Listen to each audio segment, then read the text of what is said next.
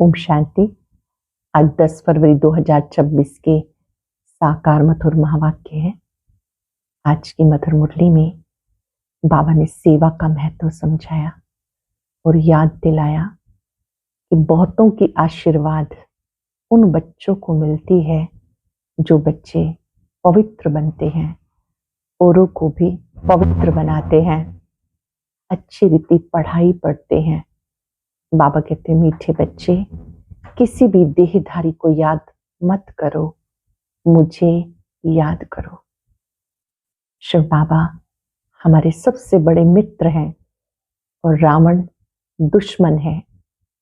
खुदा दोस्त है, रावण दुश्मन है। इसलिए सब खुदा से प्यार करते हैं, दुश्मन को जलाते हैं। रावण का अर्थ है 5 विकार। बाबा की याद से इन विकारों को निकालते जाना है।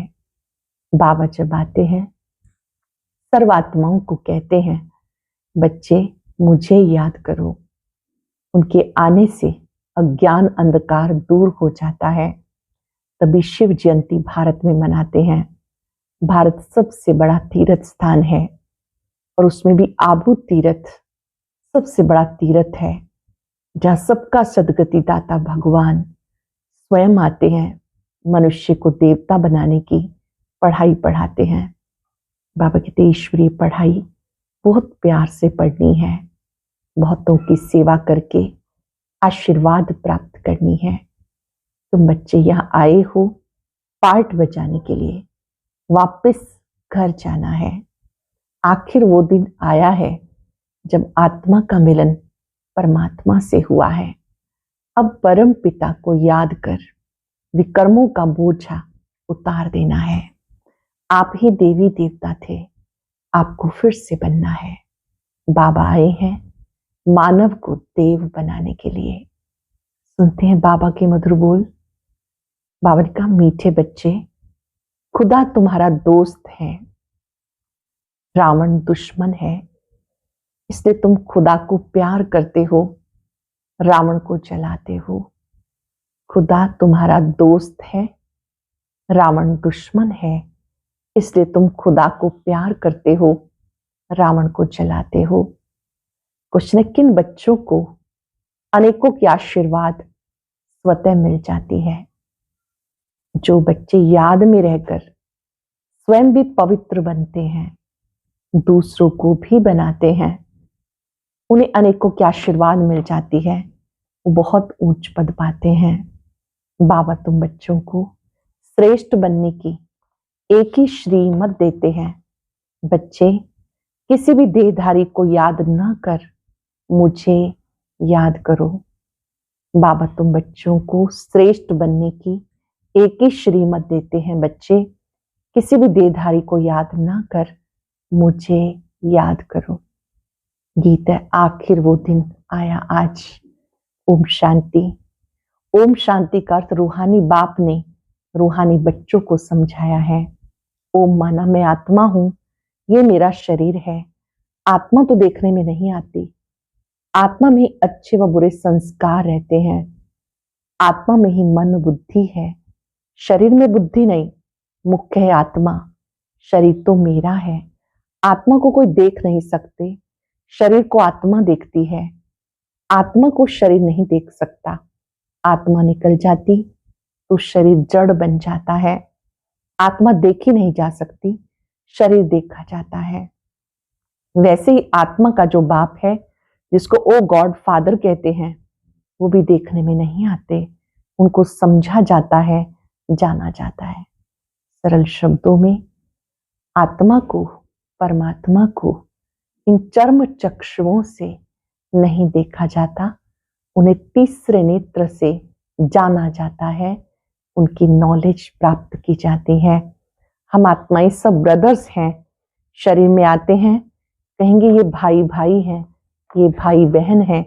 आत्माएं सब भाई भाई हैं। आत्माओं का बाप है परम पिता परमात्मा।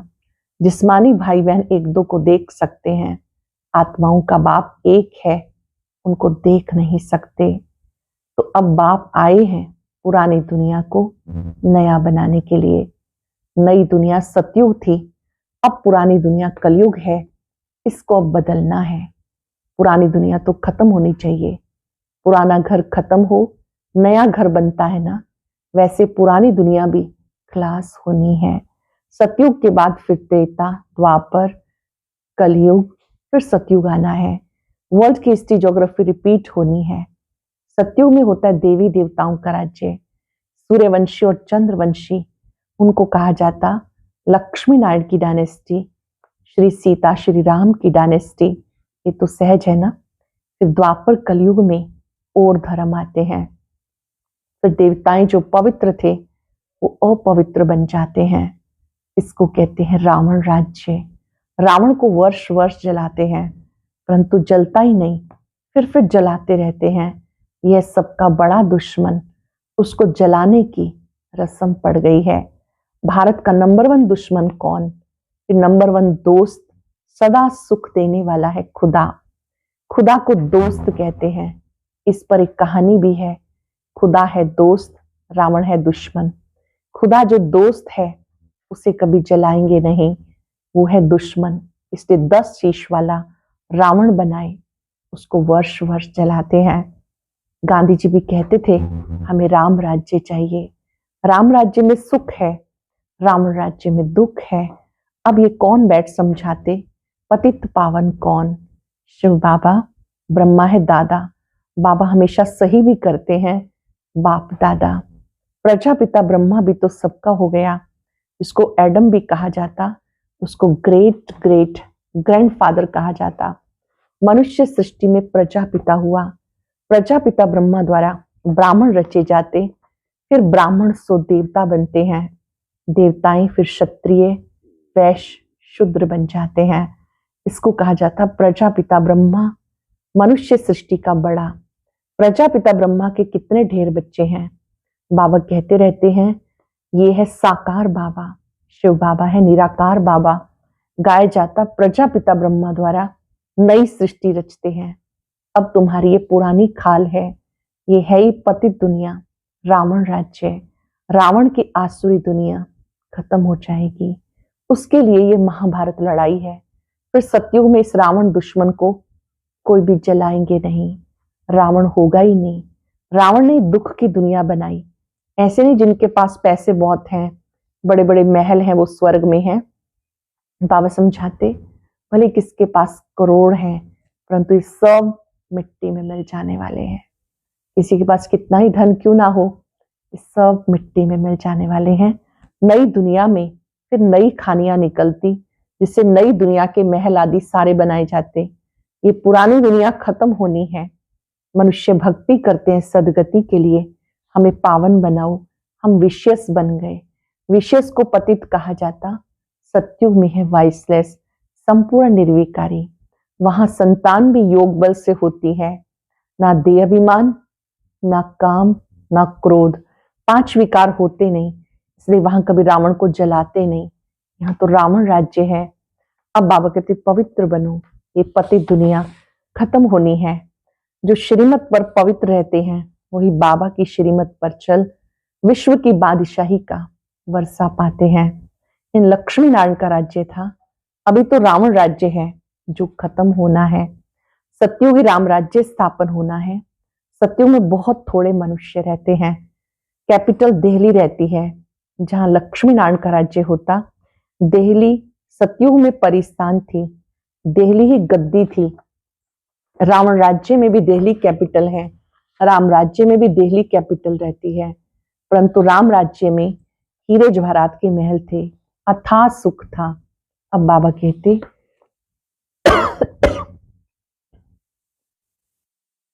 कहते तुमने विश्व का राज्य गवाया, मैं फिर तुमको देता हूं, तुम मेरी श्रीमत पे चलो।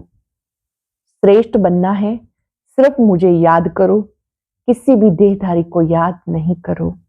अपने को आत्मा समझ मुझ बाप को याद करो, तो तमो प्रधान से सतो प्रधान बन जाएंगे।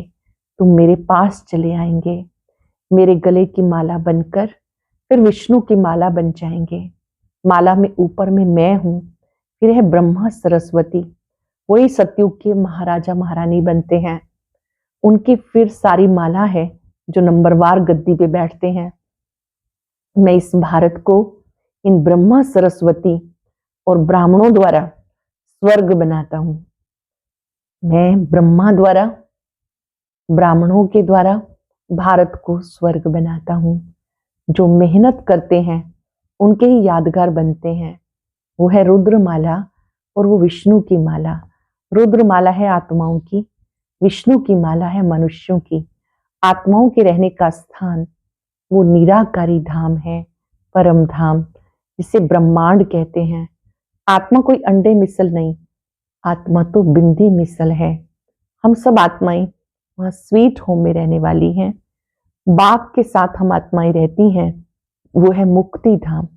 मनुष्य सब चाहते हैं मुक्ति धाम में जाएं, परंतु वापस कोई एक भी जा नहीं सकता। सबको पार्ट में आना ही है। तब तक बाप तुम्हें तैयार कराते रहते हैं।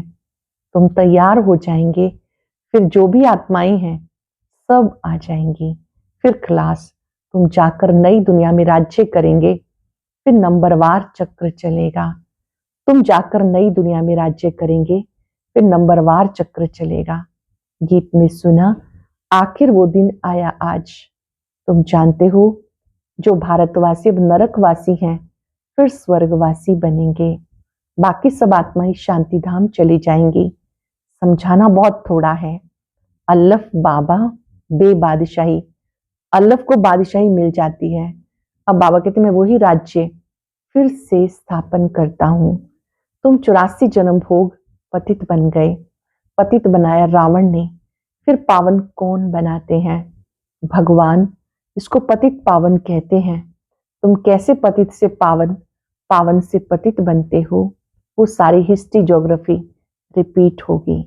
ये विनाश है ही इसके लिए। कहते ब्रह्मा की आयु शास्त्रों में 100 वर्ष है। ये जो ब्रह्मा है जिसमें बाप बैठ वर्षा दिलाते हैं, उनका भी शरीर छूट जाएगा। आत्माओं को बैठ, आत्माओं का जो बाप है वो समझाते हैं। मनुष्य मनुष्य को पावन नहीं बना सकता। देवताएं कभी विकार से नहीं पैदा होते, पुनर्जन्म लेते आते हैं। बाप कितना अच्छी रीति समझाते कि इनकी तकदीर जग जाए। शिव बाबा हमें अच्छी रीति समझाते ताकि इनकी तकदीर जग जाए। बाप आते हैं मनुष्य मात्र की तकदीर जगाने के लिए। सब पतित दुखी है ना, त्राही त्राही कर विनाश हो जाएंगे। से बाबा कहते त्राही त्राही करने से पहले मुझ बेहद बाप से वर्षा ले लो। ये जो कुछ दुनिया में देखते हो सब खत्म हो जाना है। Fall of Bharat, rise of Bharat, इसका ही खेल है। राइज ऑफ वर्ल्ड, स्वर्ग में कौन कौन राज्य करते हैं ये बाबा ही बैठ समझाते हैं। राइज ऑफ भारत, देवताओं का राज्य। फॉल ऑफ भारत, रावण राज्य। अब नई दुनिया बन रही है। बाप से पढ़ रहे हो नई दुनिया का वर्षा लेने के लिए। कितना सहज है। ये है मनुष्य से देवता बनने की पढ़ाई। ये भी अच्छी रीति समझना है। कौन कौन से धर्म कब आते हैं? द्वापर के बाद ही और धर्म आते हैं। पहले सुख भोगते हैं फिर दुख। सारा चक्र बुद्धि में बिठाना होता है, जिससे तुम चक्रवर्ती महाराजा महारानी बनते हो। सिर्फ अल्लफ और बे को समझना है। अब विनाश तो होना ही है। हंगामा इतना हो जाएगा जो विलायत से फिर आ नहीं सकेंगे। इसलिए बाबा समझाते भारत भूमि सबसे उत्तम है। जबरदस्त लड़ाई लगेगी फिर वहां के वहां ही रह जाएंगे। 50-60 लाख भी देंगे तो भी मुश्किल आ सकेंगे। भारत भूमि सबसे उत्तम है जहां बाप आकर अवतरित होते हैं। शिव जयंती भी यहाँ मनाई जाती है। बाबा कहते ये बातें समझने की हैं कि शिव यहाँ कब आते हैं, क्या करते हैं। गॉड फादर ही है जो आकर लिबरेट करते हैं। तो ऐसे बाप को नमन करना चाहिए, उनकी ही जयंती मनानी चाहिए। वो बाप यहाँ भारत में आकर सबको पावन बनाते हैं। तो सबसे बड़ा तीर्थ ठहरा। सबको दुर्गति से छुड़ाए, सदगति देते हैं। ये ड्रामा बना हुआ है। अब तुम आत्मा ही जानती हो, हमारा बाबा हमें शरीर द्वारा ये राज समझा रहे हैं। हम आत्मा शरीर द्वारा सुनती हैं। आत्म अभिमानी बनना है, अपने को आत्मा समझ बाप को याद करो तो कट निकलती जाएगी। प्योर बन तुम बाप के पास आ जाएंगे। जितना याद करेंगे उतना पवित्र बनते जाएंगे। औरों को भी आप समान बनाएंगे तो बहुतों की आशीर्वाद मिलेगी, ऊंच पद पालेंगे। इसलिए गाया जाता सेकंड में जीवन मुक्ति। अच्छा, मीठे मीठे सिक्के लदे बच्चों प्रति माता पिता बाप दादा का याद प्यार गुड मॉर्निंग। रूहानी बाप की रूहानी बच्चों को नमस्ते। रूहानी बच्चों की रूहानी बाप दादा को याद प्यार नमस्ते गुड मॉर्निंग। शुक्रिया बाबा, शुक्रिया। धारणा के लिए सार। श्रीमत पर पवित्र बन, हर कदम बाप की मत पर चल, विश्व की बादशाही लेनी है। बाप समान दुख हरता सुख करता बनना है। मनुष्य से देवता बनने की पढ़ाई सदा पढ़ते रहना है। सबको आप समान बनाने की सेवा कर आशीर्वाद प्राप्त करनी है। श्रीमत पर पवित्र बन, हर कदम बाप की श्रीमत पर चल, विश्व की बादशाही लेनी है। बाप समान दुख हरता सुख करता बनना है। मनुष्य से देवता बनने की पढ़ाई सदा पढ़ते रहना है। सबको आप समान बनाने की सेवा करके आशीर्वाद प्राप्त करनी है। वरदान है कल्याण की वृत्ति और शुभ चिंतक भाव द्वारा विश्व कल्याण के निमित्त बनने वाले तीव्र पुरुषार्थी भव। कल्याण की वृत्ति और शुभ चिंतक भाव द्वारा विश्व कल्याण के निमित्त बनने वाले तीव्र पुरुषार्थी भव। तीव्र पुरुषार्थी वो है जो सबके प्रति कल्याण की वृत्ति शुभ चिंतक भाव रखे। भले कोई बार बार गिराने की कोशिश करे, मन को डगमग करे, विघन रूप बने, आपका उसके प्रति शुभ चिंतक का भाव अडोल हो। बात के कारण भाव ना बदले, हर परिस्थिति में वृत्ति और भाव यथार्थ हो। आपके ऊपर उसका प्रभाव नहीं पड़ेगा, तो कोई भी व्यर्थ बातें देखने में ही नहीं आएंगी, टाइम बच जाएगा। यह विश्व कल्याणकारी की स्टेज अच्छे से बड़े बड़े अक्षरों में नोट कर लेंगे और अपने को याद दिलाएंगे, मैं विश्व कल्याणकारी आत्मा हूं। तीव्र पुरुषार्थी वो जो सबके प्रति कल्याण की वृत्ति शुभ चिंतक वृत्ति रखे। भले कोई बार बार गिराने की कोशिश करे, मन को डगमग करे, विघन रूप बने, फिर भी आपका उसके प्रति सदा शुभ चिंतक का अडोल भाव हो। बात के कारण भाव ना बदले, हर परिस्थिति में वृत्ति और भाव यथार्थ हो, आपके ऊपर उसका प्रभाव नहीं पड़ेगा। फिर कोई भी व्यर्थ बातें देखने में ही नहीं आएंगी, टाइम बच जाएगा। यही है विश्व कल्याणकारी की स्टेज। स्लोगन है संतुष्टता जीवन का श्रृंगार है। इसलिए संतुष्ट मणि बन, संतुष्ट रहो, सबको संतुष्ट करो। संतुष्टता जीवन का श्रृंगार है, इसलिए संतुष्ट मणि बन, संतुष्ट रहो, सबको संतुष्ट करो। अव्यक्त इशारा, एकता और विश्वास की विशेषता द्वारा सफलता संपन्न बनो। एकमत अर्थात एकता का वातावरण बनाने के लिए समाने की शक्ति को धारण करो। भिन्नता को समाओ, हर एक की विशेषताओं को देखो, कमियों को बिल्कुल नहीं देखना।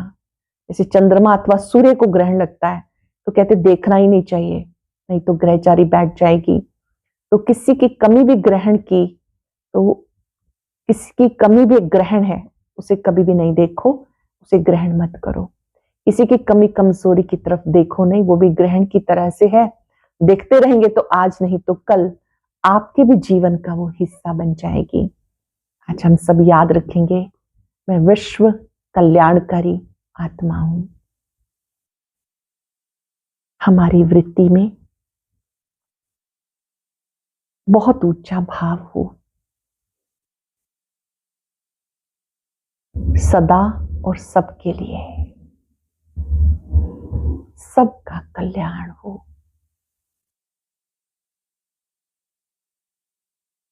हर एक आत्मा को शुभ भावना, शुभ कामना देनी है। सर्व का कल्याण हो, सब सुखी रहे, शांत रहे। रहे, शक्तिशाली रहे। मन बाबा से तीव्र पुरुषार्थी बनने का वायदा करें।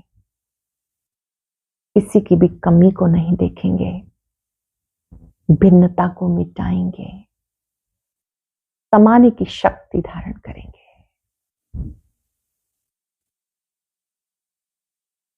शुक्रिया बाबा। और अभी सुनते हैं आज का अव्यक्त ज्ञान मोती।